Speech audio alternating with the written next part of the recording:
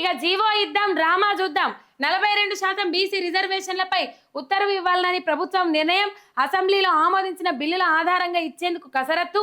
న్యాయపరంగా ఈ ఉత్తర్వులు నిలబడవని తెలిసినా ముందుకే ఎవరు కోర్టుకు వెళ్ళినా బీఆర్ఎస్ వైపే వేలెత్తి చూపాలనే దురుద్దేశం అని చెప్పేసి ఇక్కడ వార్త చూస్తా ఉన్నాం. ఈ స్థానిక సంస్థల ఎన్నికలలో బీసీలకు 42% రిజర్వేషన్ కల్పించిన తర్వాతనే మీరు ముంగడికి పోవాలి, లేకపోతే తెలంగాణ ప్రజలు మీకు కర్రు గాల్చి వాత పెడతారు అని చెప్పేసి ఇప్పటికే బీసీ నాయకులు పోరాటానికి దిగిండ్రు. మొత్తం మీద ఎవరు కోర్టుకు పోయినా బీఆర్ఎస్ నాయకుల మీదకి ఏలెత్తి చూపెట్టుకుంటా మీరు కామారెడ్డి డిక్లరేషన్లో ఏదైతే చెప్పిండ్రో బీసీలకు 42% రిజర్వేషన్ కల్పిస్తాము, స్థానిక సంస్థల ఎన్నికలలో కంపల్సరీ బీసీలకు 42% రిజర్వేషన్ కల్పించిన తర్వాతనే స్థానిక సంస్థల ఎన్నికలకు పోతామని చెప్పేసి మీరు మాట ఇచ్చారు. కాబట్టి అన్న నమస్తే అన్న, విక్రమ్ గౌడ్ అన్న నమస్తే అన్న. మార్నింగ్ న్యూస్ లైవ్లో ఉన్నామన్నా మనము. అన్న ఇది ఇప్పుడు స్థానిక సంస్థల ఎన్నికలు దాదాపు రివర్స్లో కేటాయించాలని నిర్ణయం తీసుకున్నారు. ఒకటి ముందుగాల జెడ్పీటీసీ, ఎంపీటీసీ, సర్పంచ్. ఈ నేపథ్యంలో హైకోర్టు మొట్టికాయలేసి నిర్వహించాలి సెప్టెంబర్ 30 లోపు అని.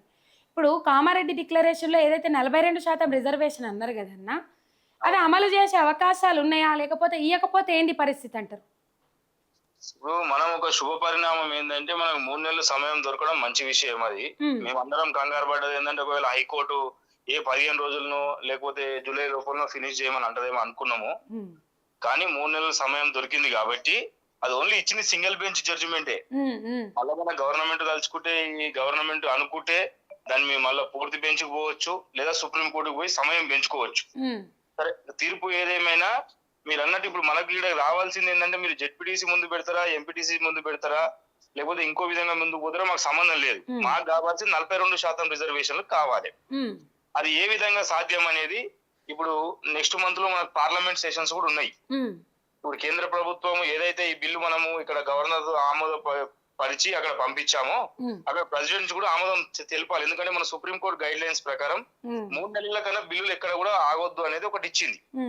తమిళనాడు గవర్నమెంట్ అక్కడ ఆపిన క్రమంలో జడ్జిమెంట్ వచ్చింది అక్కడ. ఎందుకంటే అక్కడ ఉన్న మన ఎంపీ విల్సన్ గారు ఫైట్ చేయడంతో సుప్రీం కోర్టులో జడ్జిమెంట్ వచ్చింది. అంటే ఎవరి దగ్గర కూడా 3 నెలల కన్నా ఎక్కువ బిల్లు ఏదైతే పంపిరో ఆపకూడదని వచ్చింది. కాబట్టి ఇప్పుడు పంపి కేంద్ర ప్రభుత్వం చిత్తశుద్ధితోని దాన్ని 9th షెడ్యూల్ లో పెట్టి అమలు చేయడం ఒక ఎత్తు. అదే విధంగా కాంగ్రెస్ ప్రభుత్వం కూడా, ఎందుకంటే ఏదో మేము ఢిల్లీలో ధర్నా చేస్తే ముఖ్యమంత్రి గారు వచ్చారు, మంత్రులు వచ్చారు, పోయారు. దాని తర్వాత ఎక్కడ కూడా వీళ్ళ ప్రయత్నాలు లేవు. అడగాల్సినోడేమో అడుగుతలేడు, చేయాల్సినోడేమో చేస్తలేడు. ఈ ఇద్దరి మధ్యలో నలిగిపోయేది ఎవరు అంటే బీసీల రిజర్వేషన్. అన్న ఈ 42% బీసీ రిజర్వేషన్ల పైన ఉత్తర్వులు ఇవ్వాలని ప్రభుత్వ నిర్ణయం అని చెప్పేసి అసెంబ్లీలో ఆమోదించిన బిల్లుల ఆధారంగానే ఇచ్చేందుకు కసరత్తు చేస్తా ఉన్నారట. అయితే న్యాయపరంగా ఇవి నిలబడే అవకాశాలు ఉంటాయి అంటారా? ఉన్నాయి. మరి న్యాయపరంగా నిలబడే అని తెలిసినప్పటికి కూడా ఎందుకు ముందడుగు పోతుర్రు అన్నట్టు? అంటే ఇలా 2 రకాలు ఉంటాయి మన రేఖ గారు. ఇలా 2 రకాలు ఏంటంటే, ఒకటి పట్టణ ప్రాంతంలో ఉన్న కౌన్సిలర్లు కావచ్చు, కార్పొరేటర్లకు కావచ్చు, ఇక్కడ మనకు 40 నుంచి 42% ఇక్కడ దక్కుతుంది మనకు. ఎందుకంటే పట్టణ ప్రాంతానికి వచ్చేసరికి ఎస్టీల జనాభా 8%, ఎస్టీల జనాభా 1%. కాబట్టి మనకు 41% ఆటోమేటిక్ ఇక్కడ వస్తుంది. అదేవిధంగా గ్రామీణ స్థాయి ఇప్పుడు ఎందుకంటే మనం బీహార్ తీర్పు తీసుకున్నప్పుడు బీహార్ లో కూడా క్యాస్ట్ సెన్సస్ చేశారు. వాళ్ళు 67% రిజర్వేషన్లు ముసాయిదా చేస్తే అక్కడ కొన్ని వర్గాలు కోర్టుకు వెళ్ళడంతో ఆ ముసాయిదా కొట్టేసారు. అయితే మేమేమంటున్నాం అంటే, ఇక్కడ మీరు ఫస్ట్ అయితే పూర్తి స్థాయిలో ప్రయత్నం చేయండి. కేంద్ర ప్రభుత్వం పైన ఒక అఖిల పక్షాన్ని తీసుకొని పోయి ఇక్కడ ఉన్న కాంగ్రెస్, అదేవిధంగా బీఆర్ఎస్ ఎమ్మెల్యేలను, ఎంపీలను, అదేవిధంగా బీజేపీ ఎంపీలను, ఎమ్మెల్యేలను, ఎందుకంటే ఇక్కడ బీజేపీ ప్రభుత్వం వారి ఎమ్మెల్యేలు పూర్తి స్థాయి మద్దతు తెలిపారు. మీరు గత వారం నుంచి చూస్తే ఒక ఎంపీ ఏమో అంటాడు ఇంట్లో తప్పులు ఉన్నాయి అంటాడు ఈ బిల్లులా, ఇంకొక ఎంపీ అంటాడు లేలే దీన్ని ఇక్కడనే జీవో తీయొచ్చు అంటాడు. ఇక మళ్ళీ ఇంకొక పెద్ద మనిషి వాళ్ళ పార్టీకి సంబంధించిన ఇంకో కేంద్ర మంత్రి అంటాడు ఏదైతే ఇలా ముస్లింస్ ఉన్నారు కాబట్టి మేము దీన్ని కలపమంటారు. మీరేమో రాష్ట్రంలో అసెంబ్లీలో బిల్లు చేసేటప్పుడు మీ ఎమ్మెల్యేలు పూర్తి అవగాహనతోనే ఓటేసిరు కదా, బీజేపీకి సంబంధించిన ఎమ్మెల్యేలు. వాళ్ళు ఆ రోజు తిరకాసు పెట్టకుండా ఈ రోజు మీరు చేయాల్సిన సమయంలో చేయకుండా ఈ మూడు విధాల ద్వంద్వ వైఖరితో మాట్లాడదా అనేది మేము తీవ్రంగా ఖండిస్తున్నాం. అదే విధంగా at the same time Revanth Reddy గారు ఏదైతే మేము ఢిల్లీలో మీటింగ్ పెట్టి ఇంత పెద్ద రైలు దాదాపు ఒక 5,000 మంది మీటికి వెళ్ళిపోయినాం, ఓ రైలు ప్రత్యేక రైలు కట్టుకపోయినాం. ముఖ్యమంత్రి గారు వచ్చి ఆ రోజు గొప్పగా చెప్పారు, ప్రధానమంత్రి గారు మేము పాండవుల్లాగా మిమ్మల్ని అడిగేది 5 గ్రామాలు, మా రిజర్వేషన్లు మాకు ఇవ్వండి, లేకపోతే యుద్ధం వస్తుంది అన్నట్టు మాట్లాడాడు. కానీ దాని చర్యలు ఎక్కడ కూడా లేవు, కనబడట్లేవు మనకు. ఇప్పుడు మేమేమంటున్నాం అంటే ఫస్ట్ మీరు ఒక అఖిల పక్షాన్ని తీసుకోపోండి, ప్రధానమంత్రి గారిని కలవండి, అదే విధంగా సోషల్ జస్టిస్ మంత్రి గారిని కలవండి, అమిత్ షా గారిని కలవండి, ప్రెజర్ పెట్టండి, 10 రోజులు దీక్ష పెట్టండి, అవసరమైతే కూర్చొని ఢిల్లీలోకి వెళ్ళి. ఇప్పుడు జయలలిత గారు పివి నరసింహారావు గారి టైంలో చెన్నైలో ఫ్లైట్ ఎక్కేటప్పుడు చెప్పింది, నేను వస్తే 9th షెడ్యూల్ రిజర్వేషన్ వేసుకొని వస్తా, లేకపోతే నేను చెన్నైలో అడుగు పెట్ట కాలు పెట్టా అని చెప్పి అక్కడ ఒప్పించి మెప్పించి 3 నెలలు అక్కడనే ఢిల్లీలో ఉండి రిజర్వేషన్లు సాధించుకొచ్చిన ఘనత ఒక జయలలిత గారికి దక్కుతుంది. ఆమె పుట్టింది బ్రాహ్మణ కులంలోనైనా అక్కడ మెజారిటీ వర్గాల కోసం పనిచేసింది కాబట్టి ఆమెను ఇప్పటికి కూడా జనాలు మర్చిపోలేకపోతున్నారు. కానీ ఇక్కడ వచ్చేసరికి ఏంది, ఈ 42% ఒకడేమో మేము జీవో తీయాలంటాడు, ఇంకోడేమో కేంద్రం అంటాడు, ఒకడేమో రాష్ట్రం అంటాడు. ప్రజలను కన్ఫ్యూజ్ చేసి ఓ మంత్రికి సంబంధమే ఉండదు, అది రేపే ఎన్నికలు అంటాడు. నిన్నే కాక మొన్న పిసిసి అధ్యక్షుడు మహేష్ కుమార్ గౌడ్ మాట్లాడిరు, మనం విన్నామన్నా. దాదాపు రెడ్డిల వాటా ఎక్కడికి పోదని చెప్పేసి మాట్లాడిరు. ఒక బీసీ బిడ్డ అయింది వాళ్ళు అట్లా మాట్లాడితే ఏందన్నట్టు అన్న, ఎట్లా అర్థం చేసుకోవచ్చు? అంటే వచ్చిన సమస్య ఏంటంటే మహేష్ అన్న అంటే లోపల జరిగింది ఏంటంటే, కొంతమంది ఎమ్మెల్యేలు మాకు మంత్రి పదవులు ఎట్లియారని చాలా గడబడి ఫైటింగ్ చేసినప్పుడు మొన్న 3 మంత్రులతో కాకుండా ఇంకో కొంతమంది పేర్లు పంపితే పాపం అక్కడ రాహుల్ గాంధీ గారు ఎంబడే రెడ్డి కోట అయిపోయింది కదా, ఇక మీకు ఇయ్యమని చెప్పి పేర్లు కట్ చేసిండు. ఆయన కట్ చేసినప్పుడు సరే ఈయన ఏ సందర్భంలో మాట్లాడిండో కానీ మేము తర్వాత వివరణ తీసుకున్నప్పుడు మేము కలిసి మాట్లాడినప్పుడు ఆయన పూర్తి స్థాయి నిబద్ధతతోనే ఉన్నాడు. ఎందుకంటే పొంగులేటి శ్రీనివాస్ రెడ్డి గారు ఎలక్షన్స్ మేము పెడతామన్నప్పుడు కూడా మీకు సంబంధిత శాఖ కాదు, మీరు మాట్లాడొద్దు, రిజర్వేషన్లు తేలంది మేము ఎలక్షన్స్ పోమని మనకు స్పష్టంగా హామీ ఇచ్చిర్రు. కొండ సురేఖ గారు కావచ్చు, ఇప్పుడు వాకేటి శ్రీహరణ కావచ్చు, అదేవిధంగా పొన్నం ప్రభాకర్ కావచ్చు, మహేష్ గౌడ్ గారు వీళ్ళు క్లారిటీగానే ఉన్నారు.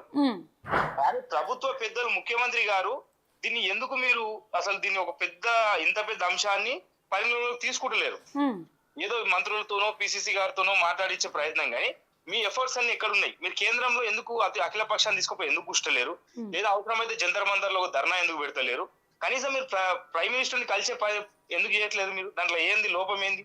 అందుకే నేను ఏం చెప్తున్నా అంటే, మన ఎంఆర్ మీడియా ద్వారా అడిగేటోడేమో అడుగుతలేడు, ఇష్టోడేమో ఇస్తలేడు, వీళ్ళ మీద వాని మీద వీడేసి మధ్యలో ఈ బీసీలను అన్యాయం చేస్తారు. ఈరోజు మన ఎంపీలు ఉన్నారు, మన ఈటల రాజేంద్రన్న కావచ్చు, లేకపోతే ఇప్పుడు ఆ పార్టీ ఎంపీలు, ఈ పార్టీ ఎంపీలు, కనీసం ఎంపీల బృందం అన్న పోయి కలవాలి కదా.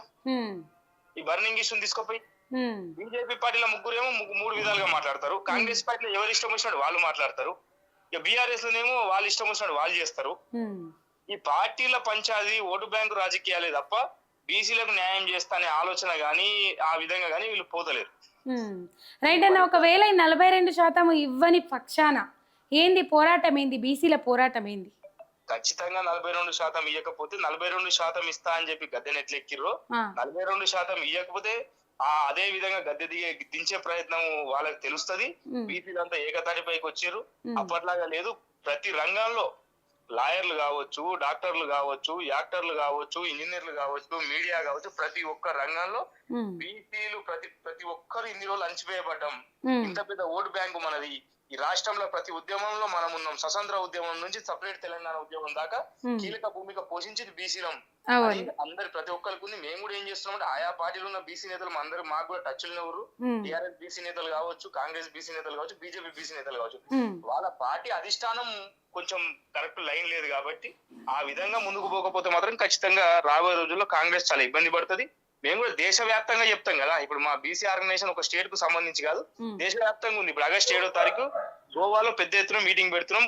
29 రాష్ట్రాల నుంచి ప్రతినిధులు వస్తారు. చెప్తాం, రాహుల్ గాంధీ గారేమో ఒకవైపు పోయేమో సామాజిక న్యాయం అంటాడు, కానీ సొంత రాష్ట్రంలోకి సామాజిక న్యాయం లేదు, కనీసం మన గురించి పట్టించుకుంటలేరు. మేము ఇప్పుడు ఒకటే అంటాం, 42% ఇస్తావా, లేదా ముఖ్యమంత్రి పీఠమే బీసీకి ఇస్తావా? ఈ 42% ఏమో గానీ ఉన్న 22.7% కూడా 7-9% కూడా కుచ్చుటోపు పెట్టే ప్రయత్నాలు జరుగుతున్నాయి అంటుర్రన్న.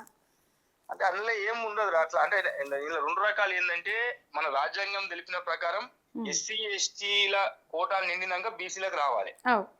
అయితే మనం అందుకే 9th షెడ్యూల్ అనేది ఒక ప్రత్యేక షెడ్యూల్, అందులో పెడితే అందరికి న్యాయం జరుగుతుంది. ఇంకోటి ఏంటంటే ఈ 22% గత ప్రభుత్వం అందులో కొన్ని తప్పిదాలు ఉండడం వల్ల ఈ శాతం వచ్చింది, లేదా 33% నుంచి ఆ శాతం పడిపోవడం చాలా దుర్మార్గం. ఏదేమైనప్పటికీ 42% రిజర్వేషన్లతోనే ఎలక్షన్స్ పోవాలి. మేము ఏమంటున్నాం, కనీసం ఒక ప్రయత్నం చేయాలి కదా ప్రభుత్వం అనేది, అటువైపు ప్రయత్నం చేయాలి. మాకు కూడా సాటిస్ఫాక్షన్, చలో పోయి వీళ్ళు కొట్లాడిరు మా గురించి నిలబడరని ధైర్యమే లేదు కదా ప్రజలకు. ఈ ప్రయత్నం చేయకముందే కేంద్రం మీద దోషేస్తా అంటే నడవదంటారు. ఖచ్చితంగా నేను ఇయ్యాల్సినోడు చేయాల్సినోడేమో చేస్తలేడు, అడగాల్సినోడేమో అడుగుతలేడు. నోరు మూసుకొని కూర్చున్నారు అంతే. ఏదో ఇక ఇది మా సబ్జెక్ట్ కాదంటున్నారు కాబట్టి రెండు జాతీయ పార్టీలు ఇదే విధంగా ఉంటే మాత్రం రాబోయే రోజుల్లో వీళ్ళకు కూర్చొని కుర్చీ కూడా ఉండదు. ఈ బీసీ ప్రజలు ఈ రెండు పార్టీలను కూడా నమ్మరని చెప్పి తెలియజేస్తున్నాం. ఓకే, థ్యాంక్ యూ అన్న విక్రమ్ గౌడ్ అన్న, థ్యాంక్ యూ. రైట్, ఇది పరిస్థితి. బీసీలకు 42% రిజర్వేషన్ ఇవ్వకపోతే మాత్రం ఊకునేది లేదు, ఇది కథ.